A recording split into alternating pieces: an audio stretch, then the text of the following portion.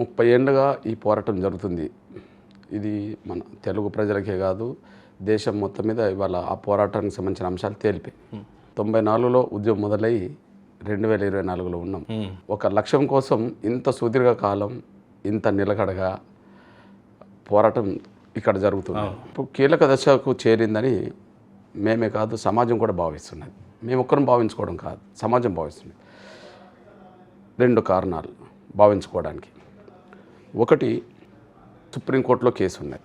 సుప్రీంకోర్టులో 7 జడ్జీలతో కూడిన ధర్మాసనం, చీఫ్ జస్టిస్ గారి ఆధ్వర్యంలో, చంద్రచూడ్ గారి ఆధ్వర్యంలో గౌరవ ఫిబ్రవరి 6, 7, 8 తేదీల్లో వర్గీకరణ అంశం విచారణ జరిగింది. అంటే స్టేట్ పవర్ ఉన్నదా లేదా అనే విషయం తేల్చడం కోసం 2004 నవంబర్ 5న 5 జడ్జీలతో కూడిన రాజ్యాంగ ధర్మాసనం అప్పుడు కారణాలు ఏమైనా వర్గీకరణ చేసే అధికారం రాష్ట్రాలకు లేదని చెప్పి ఒక తీర్పు చెప్పడం వల్ల వర్గీకరణ రద్దయింది.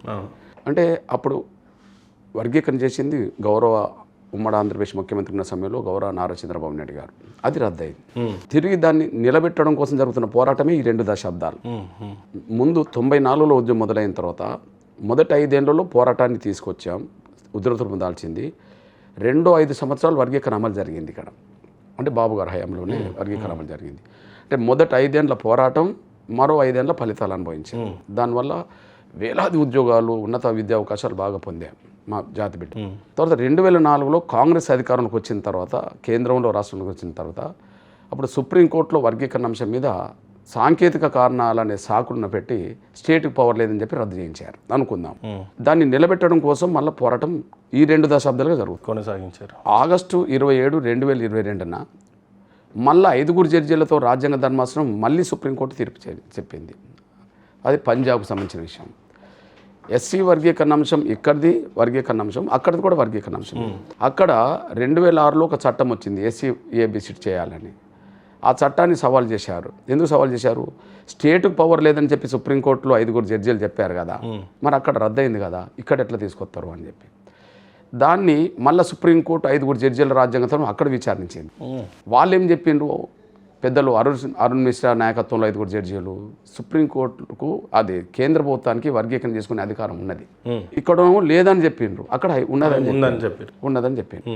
ఈ నేపథ్యంలో మరి ఫైనల్ ఏం చేయాలా అన్నప్పుడు 7 జడ్జీలతో రాజ్యాంగ ధర్మాసనం వేసి ఫైనల్గా ఉన్నది లేదా అనేది తేల్చాల్సిన అవసరం ఉందని చెప్పేశారు. దాని పరంపరల భాగమే సుప్రీంకోర్టులో 7 జడ్జీలతో కూడిన రాజ్యాంగ ధర్మాసనం మొన్న ఏర్పడ్డది. ఇప్పుడు 7 జడ్జీలతో విచారణ జరిగిన సమయంలో నిర్దిష్టంగా కేంద్ర ప్రభుత్వానికి సంబంధించిన attorney general, solicitor general SC వర్గీకరణ జరగాల్సిందే అని కేంద్ర ప్రభుత్వం అభిప్రాయాన్ని వర్గీకరణకు అనుగుణంగా చెప్పేశారు. నంబర్ 1. పంజాబ్ గవర్నమెంట్ వర్గీకరణకు అనుకూలంగా చెప్పేసింది. తెలంగాణ గవర్నమెంట్ వాళ్ళు కూడా వచ్చేసారు, హర్యానా వాళ్ళు వచ్చేసారు, తమిళనాడు వాళ్ళు వచ్చేసారు, ఓకే, కర్ణాటక సంబంధించిన కూడా వచ్చేసారు. అంటే వర్గీకరణ అంశం ఎక్కడెక్కడైతే ఆల్మోస్ట్ అన్ని ఆ స్టేట్స్కు వచ్చి వర్గీకరణ జరగాల్సిందే అని చెప్పేసి ఇప్పుడు 7 జడ్జీలతో కూడిన రాజ్యాంగ ధర్మాసనం విచారణ చేసిన తర్వాత జడ్జిమెంట్ రిజర్వ్డ్ అయి ఉన్నది. మేము ఆశిస్తున్నాం ఏమని, వర్గీకరణ ఆశిస్తున్నాం, న్యాయం జరుగుతుంది అని చెప్పి ఆశిస్తున్నాం.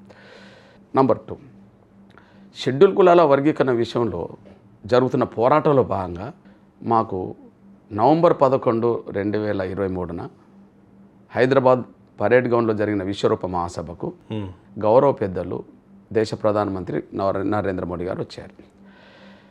వచ్చిన తర్వాత ఆయన అభిప్రాయాలు ఎలా ఉన్నాయి అనడానికి ఒక 3-4 అంశాలు చెప్తున్నాను. ఒకటి, మాదిగల ఆవేదనను ఆ సభ ద్వారా చూశాడు, మాదిగల ఆత్మస్థైర్యాన్ని కూడా చూశాడు. 30 ఏళ్ల పోరాటంలో ఎక్కడ కూడా రాజీ లేని ఉద్యమంగా అక్కడ కనిపించింది ఆయన చూశాడు. అప్పుడు 3-4 విషయాలు చెప్పాడు.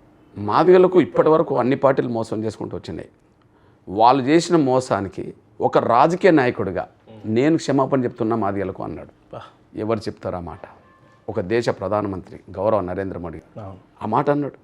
మీరు మళ్ళీ చెక్ చేసుకోండి. ఇతర రాజకీయ పార్టీలు మాదిగలకు చేసిన మోసానికి ఒక రాజకీయ నాయకుడిగా నేను క్షమాపణ చెప్తున్నా అన్నాడు. నంబర్ 1. నంబర్ 2, ఈ ఉద్యమం 30 ఏళ్ళుగా 1 లైఫ్ 1 మిషన్గా జరుగుతుంది.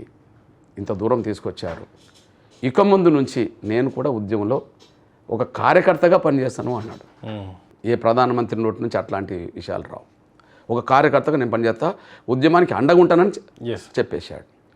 మూడవది, ఇది సుప్రీంకోర్టులో ఉన్నది కాబట్టి సుప్రీంకోర్టులో విచారణ త్వరితగతిన జరగడానికి కేంద్రం సహకరిస్తుందని చెప్పాడు. చాలా స్పష్టంగా ఈ మాట అయితే చెప్పాడు. నెంబర్ 1. సేమ్ టైం సుప్రీంకోర్టులో విచారణ జరుగుతున్న సమయంలో కేంద్రం వాదన కూడా వర్గీకరణకు అనుకూలంగా ఉంటుందని చెప్పేశారు. దీన్నంతా పర్సూ చేయడానికి, వర్గీకరణ చేయాలన్నా వద్దని అనడానికి కాదు, ఈ ప్రక్రియను వేగవంతం చేయడానికి ఒక అత్యున్నత స్థాయి కమిటీ ఏర్పాటు చేస్తామని చెప్పాడు. అదే మన క్యాబినెట్ సెక్రటరీ ఆధ్వర్యంలో వేసిన కమిటీ. ఇప్పుడు మీరు చెప్పండి, మాదిగ జాతికి అన్యాయం జరిగింది బీజేపీ వల్ల జరగలేడ. ఎందుకంటే ఉమ్మడి ఆంధ్రప్రదేశ్లో బీజేపీ ప్రభుత్వం లేదు, లేదా 2 తెలుగు రాష్ట్రాల్లో బీజేపీ ప్రభుత్వం లేదు. మాకు అన్యాయం జరగడానికి బీజేపీ వల్ల లేదు. ఓకే, ఇక్కడ అన్యాయం జరిగిందంటే ఇక్కడ ప్రభుత్వాలు నిర్లక్ష్యం వల్ల మాకు అన్యాయం జరిగింది, సరైన విధంగా మాకు న్యాయం చేయకపోవడం వల్ల. ఈ నేపథ్యంలో బీజేపీ వల్ల అన్యాయం మాకు జరగకపోయినా ఇతరులు చేసిన అన్యాయానికి మాకు ఈయన క్షమాపణ చెప్పడం జాతికి. 2, ఈ పోరాట స్ఫూర్తిని గుర్తించి నేను మీకు అండగా నిలబడతాను, కార్యకర్తగా పనిచేస్తాను చెప్పడం. చాలా ధైర్యాన్ని ఇచ్చినట్టు. సుప్రీంకోర్టులో సుప్రీంకోర్టులో కేసు ఉంది, దీన్ని వేగవంతం చేద్దామని చెప్పడం. అక్కడ కేంద్రం కూడా వర్గీకరణకు అనుకూలంగా ఉంటుందని చెప్పడం. వీటన్నిటిని పరిశీలి చేయడానికి కమిటీ ఏర్పరచని చెప్పడం జరిగింది. ఇప్పుడు చెప్పండి, 30 ఏళ్ళ పోరాటానికి అతను వచ్చినాక 3 నెలలు ఒక కీలక దశకు చేర్చినట్టే. 30 ఏళ్ళ పోరాటం 3 నెలలు. మీరు చెప్పండి, నవంబర్ 11 వేదిక మీదకి వచ్చాడు, ఇవన్నీ చెప్పాడు.